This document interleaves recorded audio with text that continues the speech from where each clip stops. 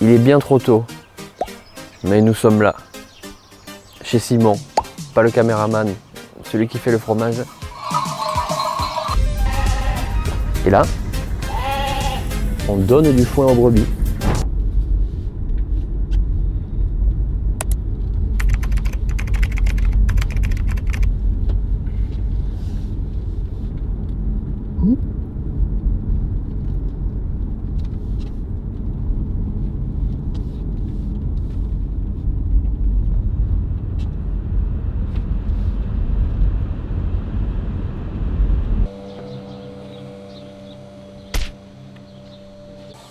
Hop. En grande forme. Bienvenue en Vallée d'Ossau. Non, pas possible. Pas possible. Donc on va voir toute la fabrication. Là ils sont en train de traire. Après on va faire la transformation. C'est-à-dire qu'on va faire fermenter le lait. Les mecs ils étaient motivés de travailler. Ah oui, oui, c'est de faire coaguler, J'ai fait chauffer jusqu'à 31 degrés, là je l'ai programmé. le couper dans tous les sens, le mouler. Non, ah non, on paye pas, c'est tout bénef leur affaire. Hein. Ah oui, c'est tout bénef leur affaire. c'est tout bénef. En fait c'est toujours la même chose quoi. On va rentrer chez nous quoi.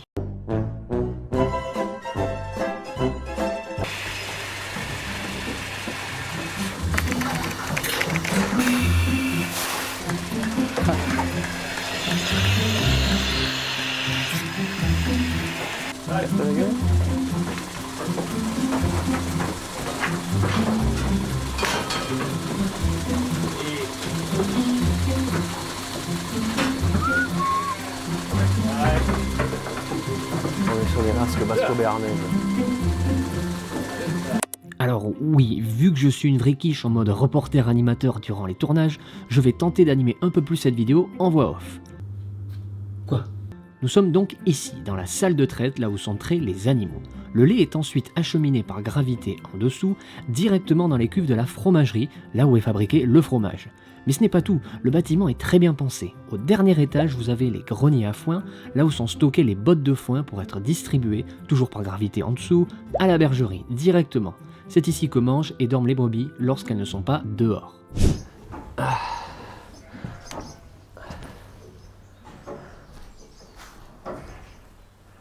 Ah ça pique. Tu vois? Le fenouil, non. On est où ici?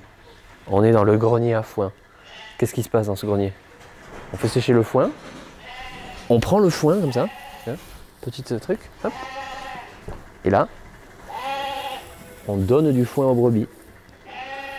Voilà. Donc je vais éviter là parce que je vais me faire engueuler. Mais grosso modo, c'est ça l'histoire. Ce qu'il faut retenir avec ces histoires de grenier à foin, c'est que ce foin en question est directement produit par Simon et sa famille sur leur parcelle. Selon les conditions climatiques, il peut y avoir 1, 2, voire 3 pousses et 3 récoltes de foin. Il faut qu'il pleuve pour que l'herbe pousse et qu'il fasse soleil pour que le foin puisse sécher. C'est un équilibre très difficile à obtenir selon les saisons. Et selon les pluies, la récolte peut être excellente ou très mauvaise, ce qui par la suite conditionnera toute la production de lait, car une brebis bien nourrie donnera un meilleur lait et donc un meilleur fromage. Quand j'ai le tank là, le lait il arrive là, Ouais. il est sur une table que je lève, comme ça après le lait il descend en gravité là, Ok. et après maintenant je moule avec des répartiteurs. Ah super, c'est royal quoi. Nous on est en haut à la traite, donc ça descend par gravité. Oui. Mais il y en a, ils sont pareils, ils ont 30 mètres de tuyauterie pour arriver à la fromagerie. C'est ça, ouais. Donc tu le fais travailler quoi. fais travailler le lait, après tu le refais travailler avec une pompe pour l'amener là. Nous on faisait comme ça et du coup on a vu que sur des fromages on a moins de lainure. J'ai fait chauffer jusqu'à 31 degrés, là je l'ai programmé. Ah oui. Froid. Quand c'est à mi-traite on vient éteindre, Ouais. on met nos ferments Ouais. et une fois la traite finie on bascule le lait chaud. Ça c'est hier soir. Ouais, Ça c'est ce matin. voilà. Et une fois que tout est là, tu fous tout Voilà, les, on met tout là, on met à tailler et voilà.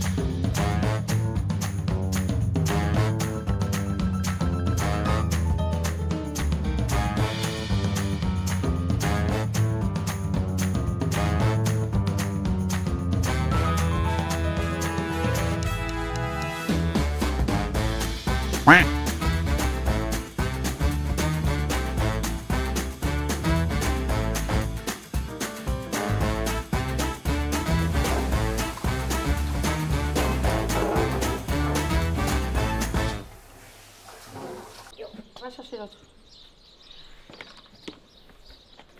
Ça c'est crémi de luxe ça.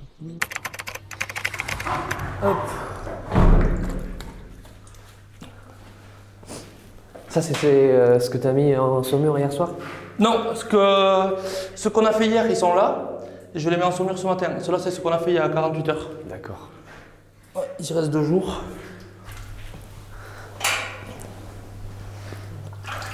Et du coup, maintenant, tu affines ailleurs? Ouais, si tu veux, jusqu'en janvier, on les avait affinés un peu ici.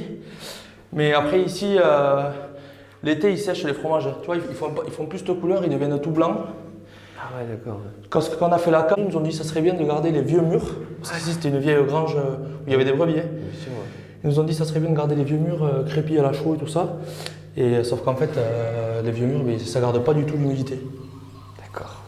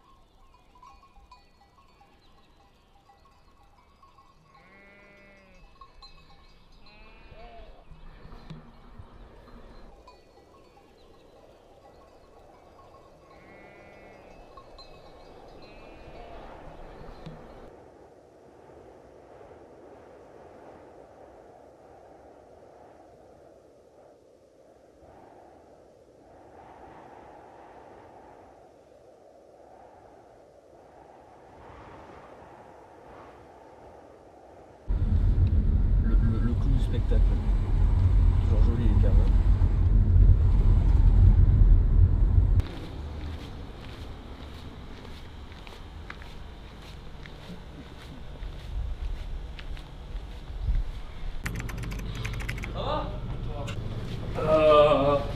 Que je voulais dire alors. Sinon,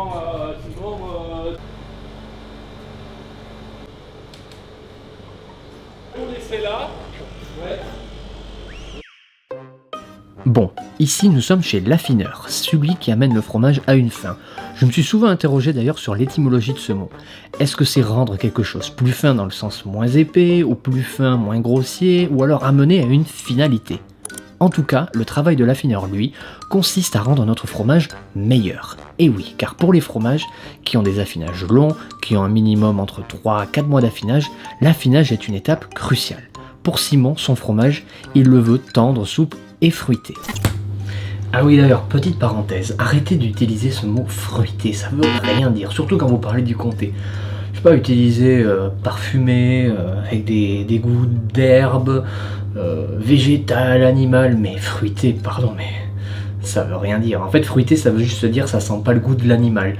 Donc ça veut pas dire grand chose, donc arrêtez. Certes, le travail de Simon en amont est primordial pour définir la qualité du fromage, mais c'est comme n'importe quelle recette. Vous pouvez y mettre les meilleurs ingrédients, y mettre tout votre cœur et votre savoir-faire. Si la personne en charge de cuire votre truc vous met le four en mode pyrolyse, votre préparation sera ruinée.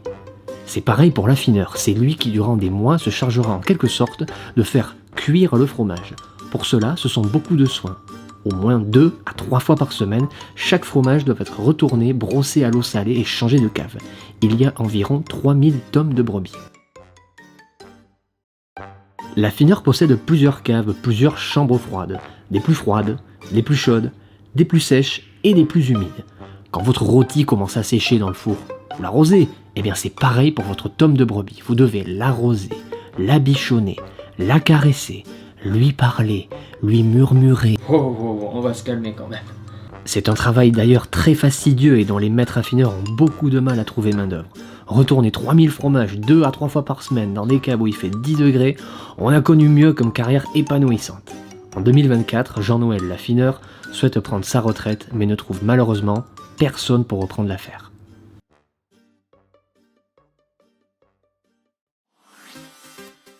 C'est une nouvelle fin de tournage et une nouvelle fin de vidéo. Merci encore à Simon et toute sa famille pour leur accueil et leur sympathie. Simon a été le premier producteur à me démarcher lors de l'ouverture de ma toute première boutique en 2018. Pour ceux qui sont déjà passés par Bayonne durant l'été, les petits cornets de brebis que je fais au piment, à la cerise ou bien au poivre viennent de là, de chez Simon.